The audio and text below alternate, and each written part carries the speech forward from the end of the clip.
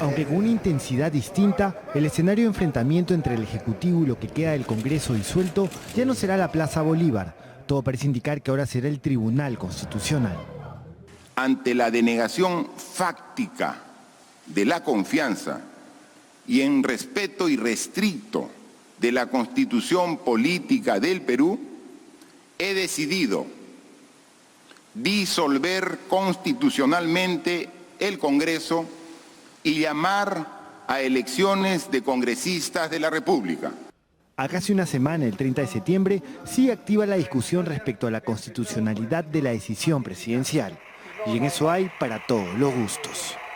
Lo presenta con carácter de urgencia, en virtud del artículo 105 de la Constitución, lo que significa que está pidiendo que se tramite con prioridad, o sea, antes de cualquier asunto, antes del nombramiento de jueces del TC.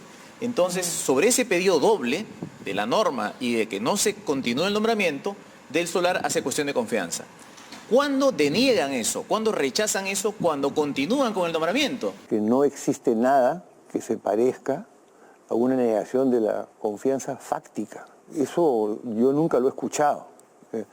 La negación de la confianza tiene que ser un hecho jurídico, palpable y además comprobable. ¿Es legal lo que hizo el presidente Martín Vizcarra? ¿Puede la Comisión Permanente presentar una acción de competencia respecto a la disolución del Parlamento?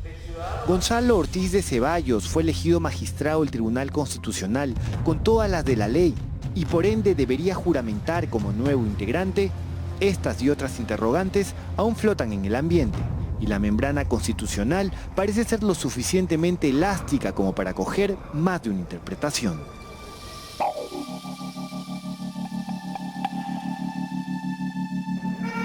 El lunes, en medio de toda la baraúnda armada y luego que Salvador del Solar solicitara la cuestión de confianza, el aún Congreso eligió como nuevo integrante del Tribunal Constitucional a Gonzalo Ortiz de Ceballos Olaechea, primo de Pedro Olaechea. Fueron 87 votos a favor.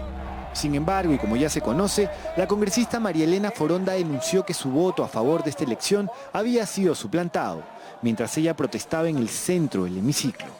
Porque a mí ni a ningún congresista pueden suplantarnos en nuestra decisión de voto, señor. Y yo no he votado. De inmediato, los congresistas Patricia Donaire y Hernando Ceballos presentaron oficios solicitando la reconsideración de esta votación por este hecho irregular. Según el reglamento del Congreso, Olaechea, en su calidad de presidente de este poder, debió someter a votación del Pleno estas reconsideraciones, a pesar de que supuestamente ya se había cerrado la elección. Sin embargo, Olaechea no lo hizo así. Debido a esto, para algunos, la designación de Ortiz de Ceballos no se habría completado. Reconsideración, como su mismo nombre lo indica, es que piden reconsiderar ese voto. Y dice los precedentes parlamentarios, o sea, los antecedentes, que cuando los congresistas presentan la reconsideración, entonces el trámite parlamentario no ha concluido. Entonces, definitivamente, si no concluyó, es, a mi modo de ver, no solamente antirreglamentario, sino inconstitucional que el presidente del Congreso pues emita una resolución legislativa. A la luz de los precedentes parlamentarios, la reconsideración es oportuna. Y aunque no lo fuera, imaginándonos que no lo fuera, siempre requiere pronunciamiento del Pleno. Aunque sea para decirte, oye, ¿sabes qué? Tu reconsideración es improcedente. Pero necesita un pronunciamiento. Entonces, desde ese punto de vista, el procedimiento no se agotó. Además, hay un hecho adicional. Según el reglamento del Tribunal Constitucional, los miembros electos asumen sus cargos dentro de los 10 días siguientes a la publicación de su nombramiento en el peruano. Como se sabe, esto aún no se ha realizado. El jueves, Ortiz de Ceballos Olaechea presentó un escrito ante el presidente del Tribunal Constitucional, Ernesto Blume, solicitando se defina fecha para su juramentación, argumentando, entre otras cosas, que su designación no podía quedar condicionada a la publicación en el peruano. El escrito es acompañado por la resolución legislativa de su nombramiento, firmada por su primo, el entonces presidente del Congreso, Pedro Olaechea.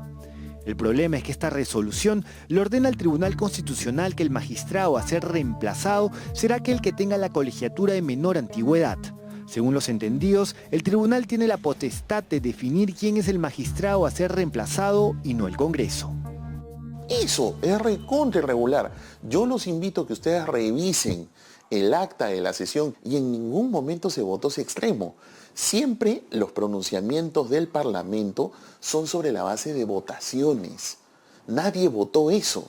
La competencia de quién sale para las renovaciones parciales, o sea, se pueden salir 6 y solamente está escogiendo uno, la decide por nuestra propia normativa. Entonces la ley orgánica, el reglamento, la decide el mismo tribunal, el pleno del tribunal. Pero no, aquí rompiendo una pauta normativa y rompiendo la historia de más de 20 años del tribunal, es la primera resolución que tiene nombre y apellido, que salga tal. Es una interferencia indeseable en las atribuciones que son propias del Pleno del Tribunal Constitucional. Lo dice Eloy Espinosa, magistrado del Tribunal Constitucional, que sin eufemismos sería el magistrado a ser reemplazado por Ortiz de Ceballos, en la lógica del escrito del presidente del Congreso disuelto.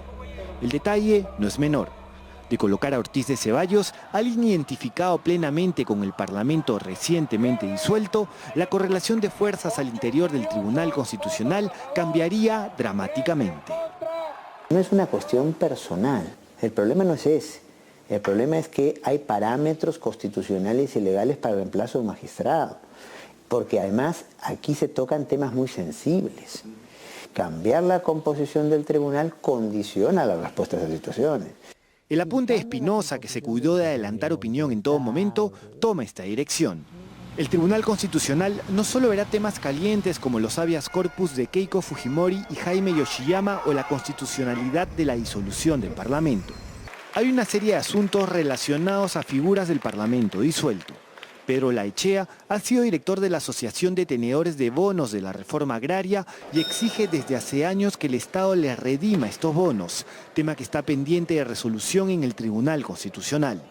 Kelly Acuña, hija de César Acuña y hermana de Richard, líderes de Alianza para el Progreso, ha presentado un habeas corpus cuestionando las investigaciones indagatorias y preliminares seguidas en su contra en La Libertad por el presunto delito contra la fe pública. Esto por mencionar tan solo algunos casos. Cualquiera podría decir que estamos abriendo la puerta para que alguien que no está nombrado debidamente asuma nada menos que la responsabilidad de meterse con los expedientes más importantes del país. Podríamos tener responsabilidad penal si incorporamos a alguien en esas condiciones. Se ha señalado que el próximo jueves 10 de octubre, el Pleno del Tribunal Constitucional revisaría la solicitud de Ortiz de Ceballos, pero hay un problema para sus intereses. Tanto Espinosa como José Luis Sardón se encontrarían fuera del país acudiendo a un llamado de la Comisión de Venecia, que revisa el caso del proyecto de ley de adelanto de elecciones que el fujimorismo archivó en la Comisión de Constitución. Esperemos al regreso de todos los magistrados para el pronunciamiento correspondiente sobre este tema. Yo creo que lo mejor es que se vea en pleno. Buscamos la versión de Gonzalo Ortiz de Ceballos o Laechea, pero nunca atendió nuestras llamadas. La designación de Ortiz de Ceballos viene atada al tema de fondo: la acción de competencia planteada por el fujimorismo y sus aliados para que el Tribunal Constitucional defina si la disolución del Congreso se adecua a la Constitución. Para empezar, ¿puede la Comisión Permanente presentar esta acción si según la norma es el Pleno del Congreso en su calidad de ente colegiado el que tiene que enviarlo? La decisión la adopta, dice textualmente el Código Procesal Constitucional, el Pleno. Entonces, en teoría, podríamos decir tranquilamente que no se puede, porque no existe Pleno. Y esa es una lectura. Para mí, por ejemplo, no se podría. Pero admito que también es discutible porque estamos en una situación extraordinaria, una situación que nunca antes ha sucedido. Primero, no se ha presentado nada. Se ha acordado que se va a presentar. Hay que ver muy bien qué se pregunta, qué nos preguntan como cuestiones de competencia designada.